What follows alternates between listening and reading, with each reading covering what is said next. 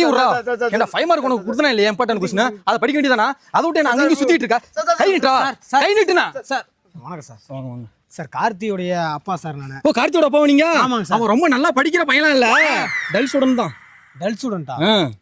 அது தெரியாதுங்க சார் அது நமக்கு எது என்னன்னு தெரியாது ஏன்னா நான் வேலைக்கு போவேன் அப்புறம் வீட்டுக்கு வந்துடுவேன் சார் ரேங்க் கார்டு அவன் கையில கொடுத்துட்டாங்க சார் நான் ஒரு வாரத்துக்கு முன்னாடியே சார் ரேங்க் கார்டு என்னங்க சார் கொஞ்சம் விளக்கமா சொல்லுங்க சார் சார் அது வந்து மதிப்பெண் அட்டைன்னு சொல்லுவாங்க சார் தமிழ் ஆங்கிலம் கணிதம் அறிவியல் சமூகவியல் ஓகேங்களா அந்த 5 பாடத்திட்டத்திலையும் அவன் எவ்வளவு மார்க் எடுத்திருக்கான் நல்லா படிச்சிருக்கானா படிக்கலன்னு சொல்லிட்டு அவங்க பெற்றோர் கையில கொடுத்து சைன் வாங்கிட்டு வர சொல்லுவான் நீங்களும் சைன் பண்ணிருக்கீங்க பாலமுருகன் சைன் பண்ணிருக்கீங்க கார்த்தியா உங்க அப்பா வந்திருக்காரு வாத்திர பாக்க எங்கப்பாவா ஏன் அவருக்கு எதுவுமே தெரியாது இங்கே போற வந்தாரு ஏய் யான்னு தெரியல ரேங்க் கார்டு மேட்டர்லாம் பேசிட்டு இருந்தாரு நீ சைன் போட்டலாம் மாட்டிருப்படியே